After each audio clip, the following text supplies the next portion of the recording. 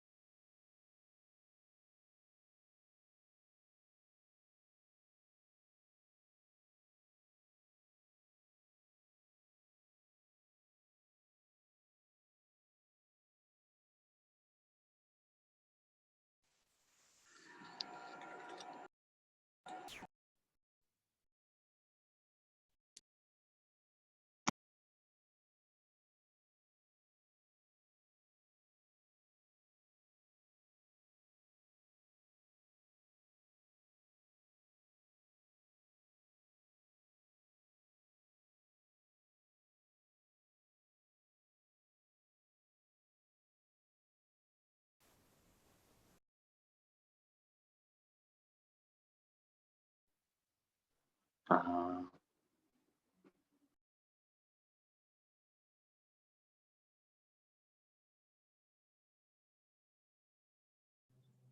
Buenas tardes, vayan colocando nombre y grupo, por favor. Buenas tardes, vayan colocando nombre y grupo.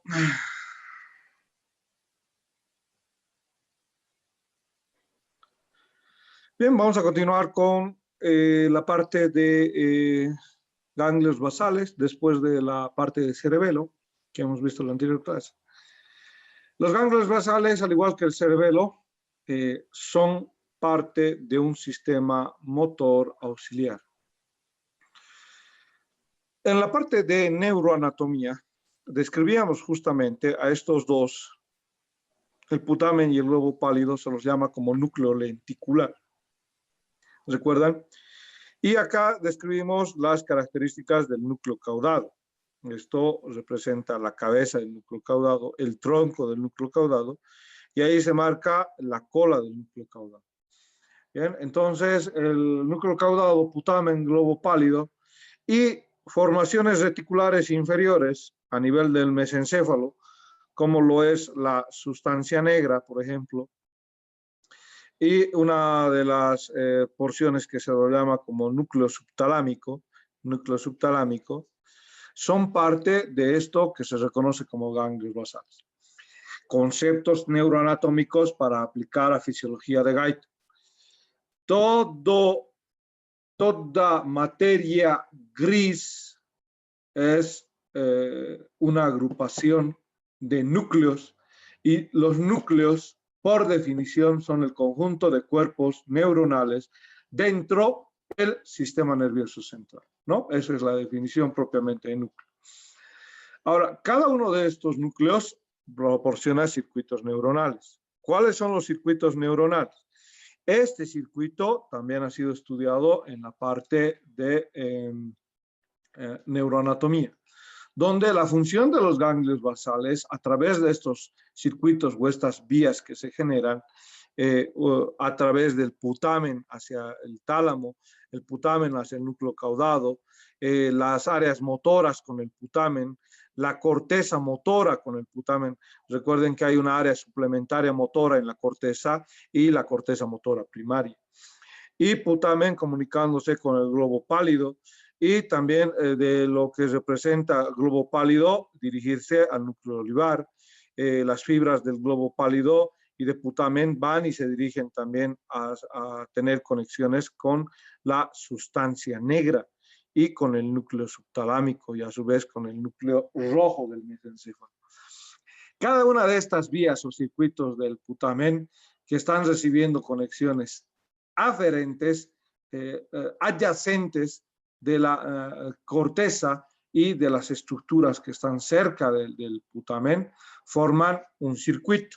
Dicho circuito, acá está el circuito del putamen, hacia la porción de tálamo, a la porción de subtálamo, sustancia negra para ser específicos, hacia el globo pálido y desde corteza y hacia corteza, ¿no? Entonces ahí la característica de la asociación del putamen. Cuando hay un funcionamiento anormal del circuito del putamen, se producen alteraciones. ¿Qué tipo de alteraciones? La tetosis, el hemivalismo y la corea. Y cada una de estas afecciones, cada una de estas va a afectar propiamente áreas específicas. ¿Qué quiere decir? Por ejemplo, la corea estará afectando al núcleo caudado y al locus coeruleus. ¿Recuerdan el locus coeruleus? Donde se sintetizaba la noradrenalina. Entonces, la corea, dentro de las afecciones que da, es al núcleo caudado y al locus coeruleus, donde se sintetiza noradrenalina. La parte de del hemivalismo, todas estas tres, por si acaso, son conocidas como síndromes hiperexcitables. Lo que van a hacer es hiperestimular las reacciones, las alteraciones de estos circuitos en torno a lo que vamos a ir viendo. Por ejemplo, la tetosis es propiamente una afección del putamen. radica la tetosis como una afección a nivel del putamen, donde el individuo tiene movimientos de contorsión de la mano, del brazo y del cuello, ¿no? Ahí las características. Y el hemibalismo es una afección del núcleo subtalámico. Entonces, cuando a menudo se traducen movimientos de agitación súbito, originándose como lesión del núcleo subtalámico, entonces se producen esas agitaciones. Lo mismo, la corea, por si acaso, produce ese tipo de alteraciones. Y nosotros ya conocemos a una enfermedad que se conoce como la enfermedad de Parkinson, que la vamos a describir posteriormente. Entonces, viendo como principio esto, vamos a describir las características de cada una de estas afecciones, ¿no? Entonces nosotros tenemos que reconocer en la clínica, Erika, ¿se ve pantalla? Estoy compartiendo pantalla, tengo Sí, doctor. visualización. Ya, perfecto. Entonces, esto es a lo que se refiere como la marcha del hemibalismo. Bien, entonces acá los individuos lo que hacen es generar una marcha con alteración. Generalmente les dicen pacientes que parecieran o estuvieran caminando como borrachos. Entonces, estos movimientos de agitación responden a una lesión a nivel del núcleo subtalámico. Y justamente este tipo de lesiones no van solas, no se comprende mucho de los núcleos, por si acaso, de los núcleos basales, de los ganglios basales. ¿Por qué? ¿Por qué estos individuos que tienen la afección del movimiento? Porque les estamos relacionando a los ganglios basales con la afección del movimiento. ¿Por qué tienen alteraciones cognitivas? No se conoce la participación de los ganglios basales en dicha función cognitiva, ¿no? Entonces aquí tenemos esos movimientos de agitación súbito donde producen la marcha del hemibalismo. No es el único, acá tenemos las características de la enfermedad de Huntington. Acá otra eso en relación. Acá vamos a ver otro paciente con hemibalismo clásico. El anterior con la corea de Huntington, este con el hemibalismo. La anterior, por si acaso, era corea de Huntington, yo he manejado mal. La anterior era la corea de Huntington, y la corea es la lesión propiamente del putamen, y donde hay lanzamientos de la mano, ¿no? Aquí el individuo, miren cómo lanza su mano, ¿bien? Y se mantiene inquieto. Vamos a activar audio. Al individuo le van a dar órdenes, como lleve la mano a la nariz, por ejemplo. Ahí están tratando de que lleve la mano a la nariz. Y estos movimientos de agitación súbito, este es el hemibalismo, disculpen, la anterior era la corea, donde hay la lesión del putamen, la anterior video. Este es propiamente el hemibalismo, donde los movimientos de agitación son súbitos de la extremidad, ¿no? Bien, han visto la lesión del hemibalismo, ese es hemibalismo en sí. La anterior era la enfermedad de Huntington propiamente. Bien. Y la característica que hace un momento mencionábamos en la imagen era la tetosis, ¿no? Entonces, en la tetosis, ese movimiento de contorsión está mostrado en la imagen. Aquí volvemos a retomar las características de los ganglios basales, y la tetosis está. El hemibalismo, esos individuos que tienen alteración en la marcha, y además de tener alteraciones en la marcha, van a tener alteraciones cognitivas. Van a empezar a alterar sus respuestas verbales, su razonamiento, ¿no? Entonces ahí les decía que la participación de los ganglios basales en circuitos de pensamiento no está del todo clara. Nosotros siempre lo estudiamos con la parte motora, pero al ver el deterioro, como en la enfermedad, en esta como es el hemibalismo, la alteración de la marcha, y han visto los movimientos súbitos que tiene ese paciente, le dicen que coloque su mano a su nariz, y el individuo no puede, son movimientos balísticos, por eso lo de hemibalismo, los movimientos bruscos que lanza el individuo. Y en la Corea de Huntington, donde el individuo tiene esos movimientos, alteraciones del pensamiento, también alteraciones de la memoria, también y alteraciones de la marcha. Son menos pronunciadas que en el hemibalismo. La Corea tiene menos alteración motora que en el hemibalismo. Y la tetosis, a diferencia del hemibalismo y la Corea, son movimientos de contorsión continuos. No son movimientos así que se disparan, por ejemplo. Es un movimiento de contorsión. El individuo de periodo en periodo de tiempo genera esos movimientos de contorsión, ¿no? El circuito del núcleo caudado, entonces les decía las características y la importancia para el núcleo caudado. A partir de la lesión del núcleo caudado, también se va a, no solamente del núcleo subtalámico, se va a tener las características del hemibalismo. Bueno, ahí está la característica del circuito del núcleo caudado, las comunicaciones con la corteza motora primaria, con la área de los ventral anterior del tálamo. Eso es su principal circuito que representa. No lo tiene con la porción de subtálamo y la sustancia negra, ojo, esto que representa núcleo caudado. Bien, entonces esta formación de circuitos motores al núcleo caudado me permite referir memorias sobre dichos procesos motores, ¿no? Entonces, esa memoria genera procesamiento de pensamiento en el encéfalo con cognición y conocimiento. Entonces, la función de los ganglios basales en el control cognitivo de los patrones motores es un sistema de procesamiento intelectual. Entonces, es cuando un individuo tiene alteraciones de estos ganglios basales como hemorragias, accidentes cerebrovasculares que afectan a esta porción, las señales de la corteza motora hacia el núcleo caudado van a verse interrumpidas y por lo tanto las funciones que tenía como empezar a correr o las características de trepar un árbol eso merita actividad cognitiva. Yo veo un león y con el mismo ejemplo de Guyton, ¿qué voy a hacer? ¿Voy a treparme un árbol? ¿Lo voy a enfrentar si no tengo nada? Voy a trepar un árbol. Entonces, como la respuesta motora no simplemente es motora, sino es cognitiva en el caso del ser humano. Ahí la activación de los ganglios basales.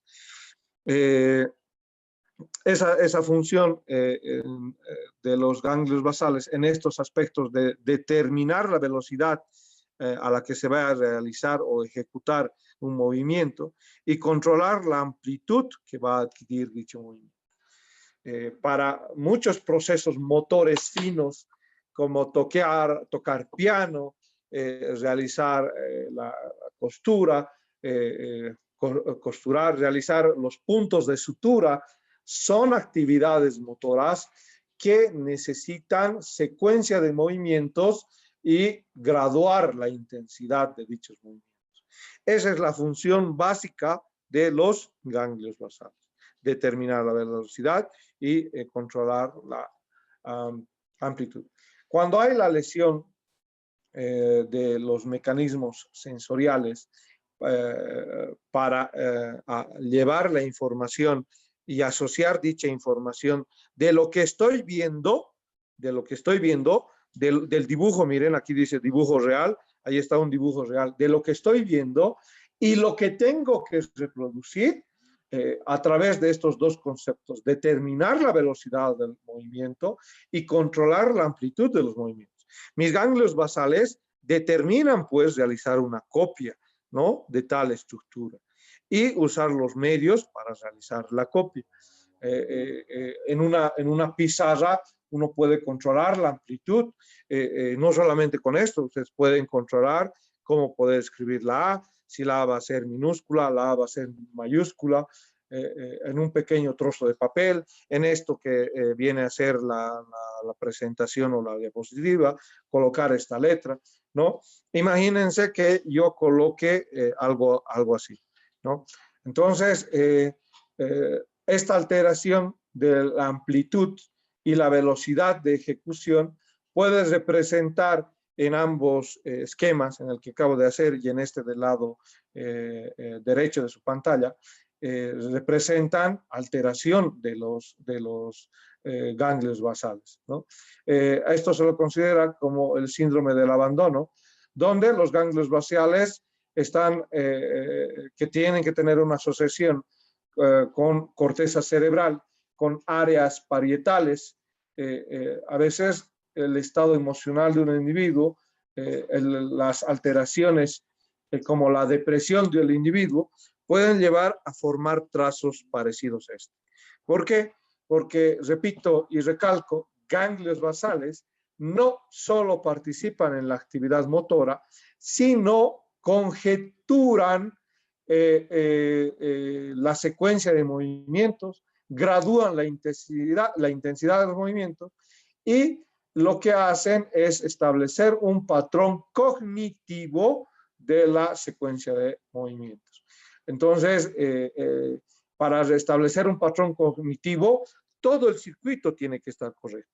Y dicho circuito funciona a través de estas conexiones. Vayamos a entender entonces las vías de la dopamina, de GABA y la de acetilcolina, y otras que utilizan la noradrenalina, serotonina y las encefalinas.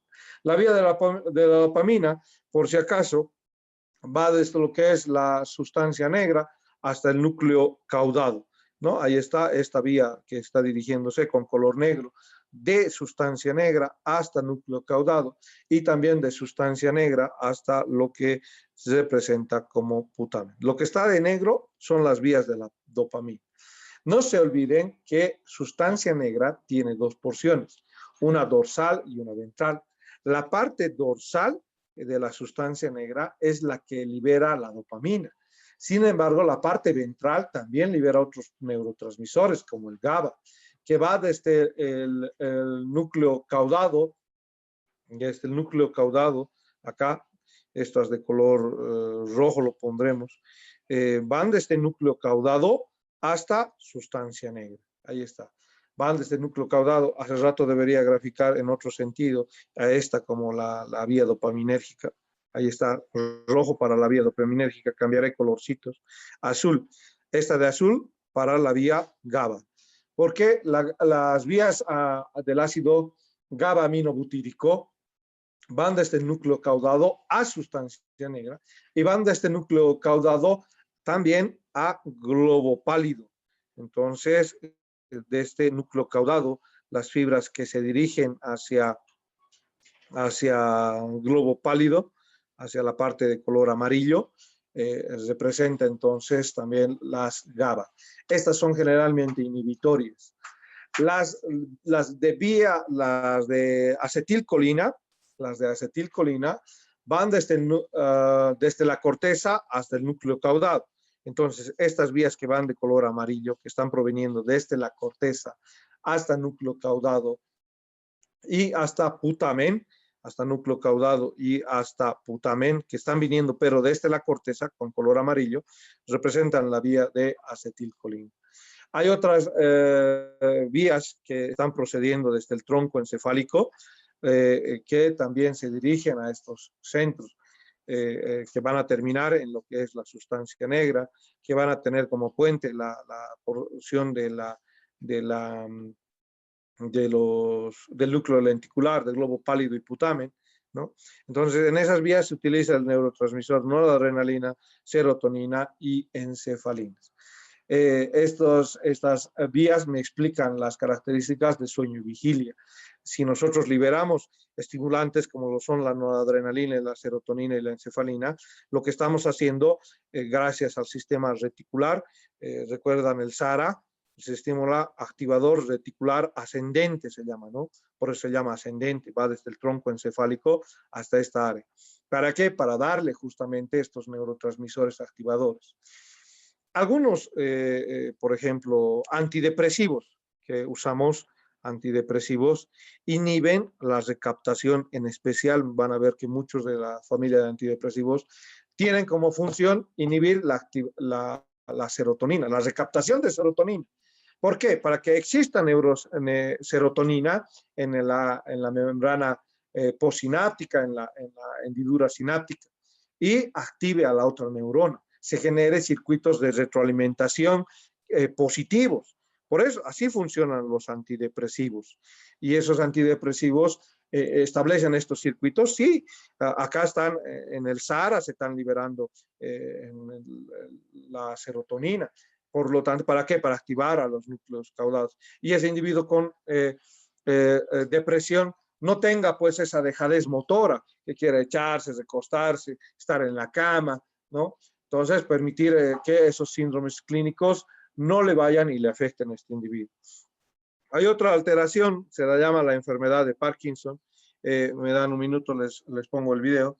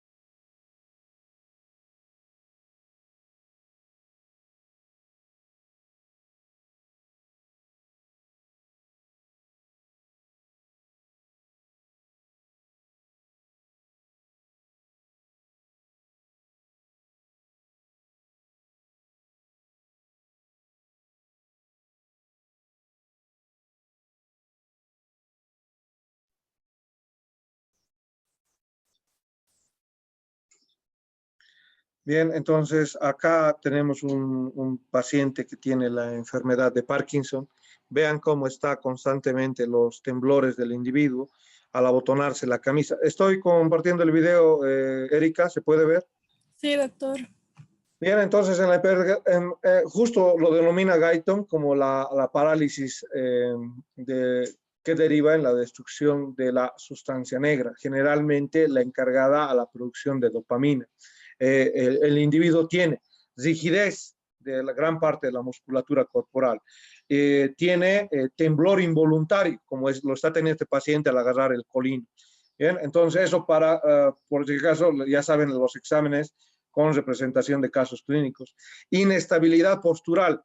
Ahí está con el temblor también, hay a veces alteraciones del equilibrio, caídas, hay disfagia, deterioro en la capacidad para la deglución, el individuo no puede comer.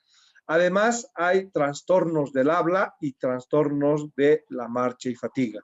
Ahí los pasos lentos que da el paciente con Parkinson, ahí ven el movimiento, las características del temblor en la mano, y lo mismo para agarrar una copa.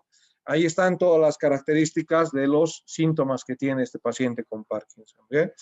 Entonces, eso es lo que van a valorar propiamente en la parte de fisiología. Ahí la característica de que el individuo, miren, hay pocos tratamientos efectivos realmente con los pacientes con Parkinson. Vamos continuando con la presentación.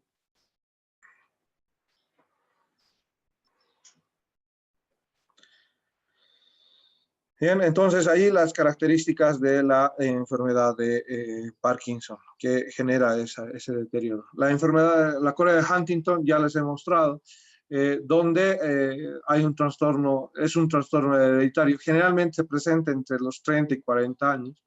Hay un deterioro de las neuronas que producen GABA, del núcleo caudado y del putamen, ¿no? Entonces, justamente como les decía hace un momento, núcleo caudado uno de los más perjudicados. Bien, y estos individuos van a presentar muchas veces demencia en la enfermedad de Huntington. No conectarse con el entorno, no ser realista del entorno, eso traduce a demencia. Vayamos con el otro capítulo que es corteza cerebral y las funciones intelectuales. Ya les había dicho en neuroanatomía a los que eran mis estudiantes y a los que no han podido estudiarlo en la parte de neuroanatomía, doctor González. qué icónico es justamente la parte del encéfalo. No conocemos ni el vasto universo, estamos buscando respuestas en lo profundo del océano.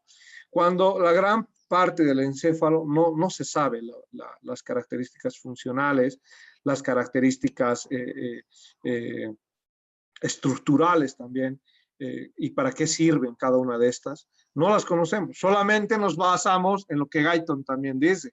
Hay teorías básicas del mecanismo neuronal que intervienen en cada uno de los procesos. Por ejemplo, en el proceso de la memoria.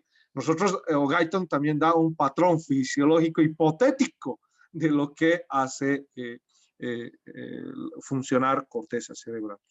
Bien, entonces nosotros a partir de eso, estructuralmente lo conocemos, obviamente, ahí está. Ahora el patrón divino en que tengamos un alma, que tengamos parte del espíritu divino, parte del espíritu de Dios, y que radique en nosotros, y eso haga funcionar toda esta estructura compleja en torno a la corteza cerebral. Ustedes ya conocen cada una de las capas, ¿no? 1, 2, 3, 4, 6 capas para la parte de la corteza cerebral, compuesta por 100 millones de neuronas, por si acaso. La primera capa, las células de granos, las células estrelladas. Vamos a tener a esta es la descripción de Guyton, por si acaso, donde están las células estrelladas. La tercera capa es donde están las fusiformes y perdón, la sexta sería para las fusiformes. Estamos comparando neuroanatomía con Guyton.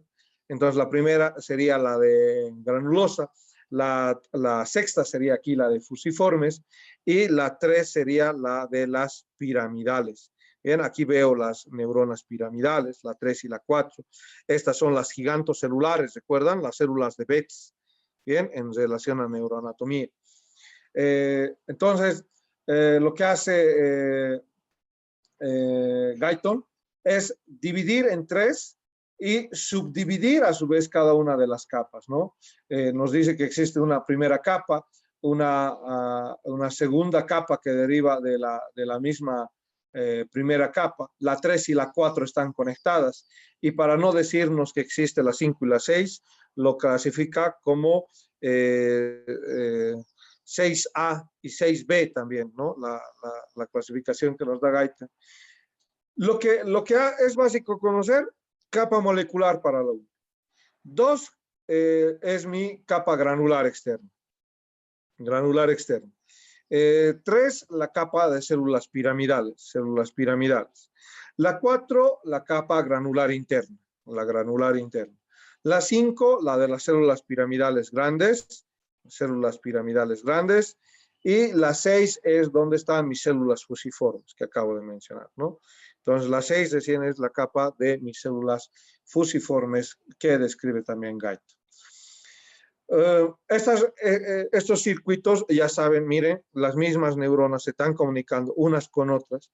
Y recuerden que esto es sustancia gris, la corteza.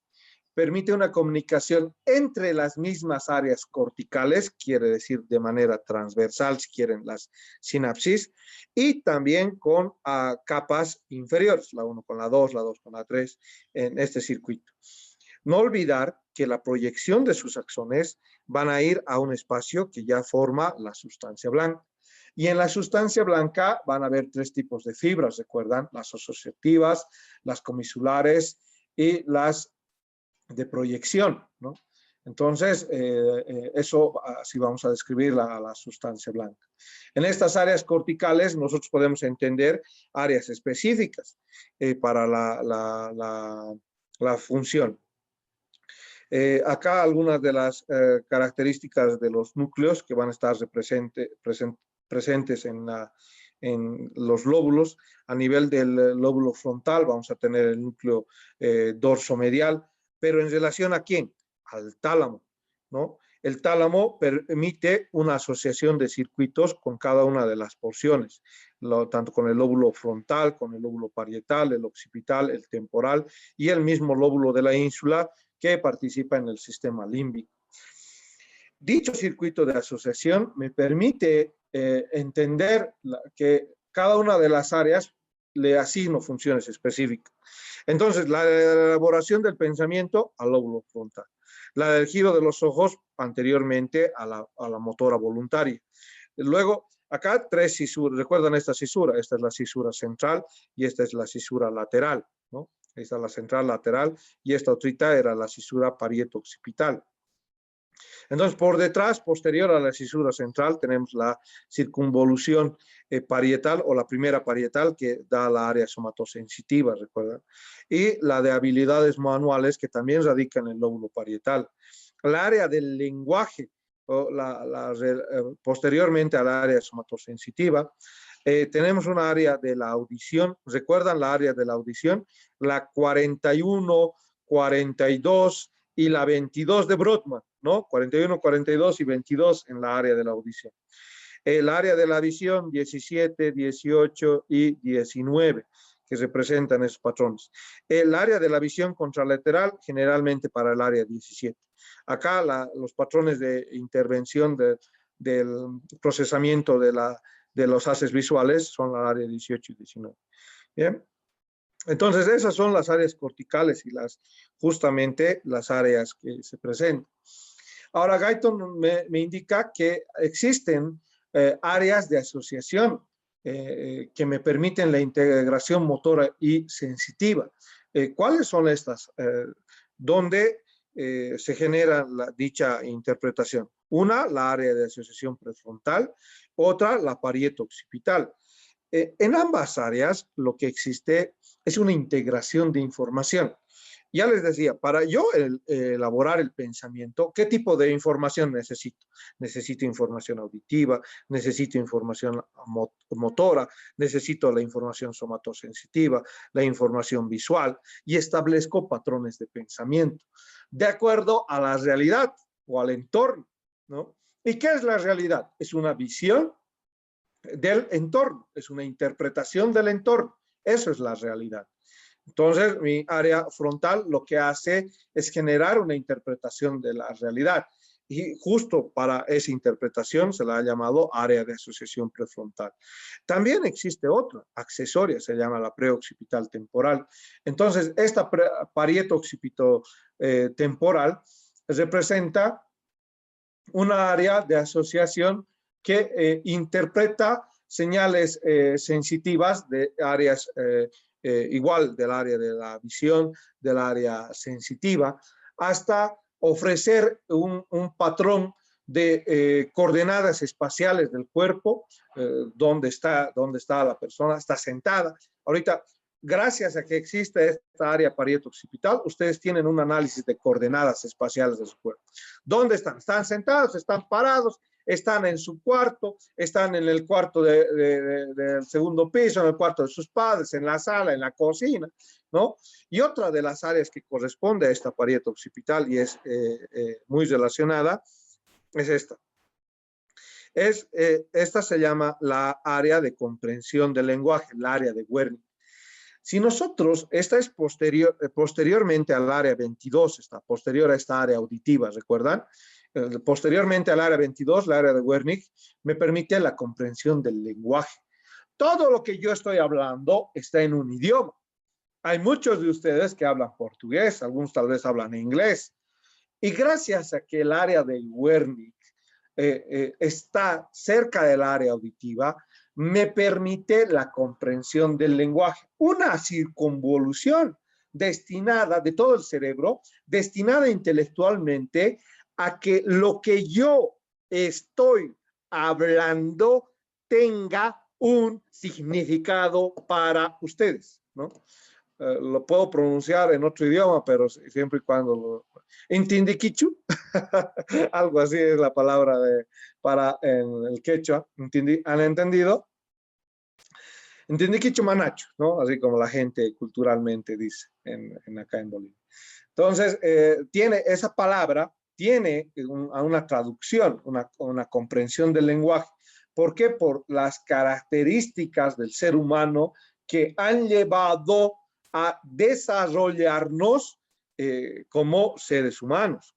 realizar comprensión del lenguaje es un patrón de inteligencia, ¿no? Entonces, por eso es que personas que más lenguas hablen o dominen más lenguas es que tienen un grado mayor de intelectualidad, un mayor grado de IQ, ¿no?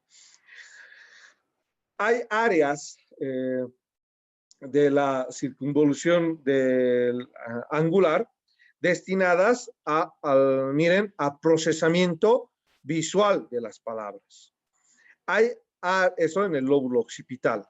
Lo que yo estoy explicando, por ejemplo, acá les pongo mi nombre,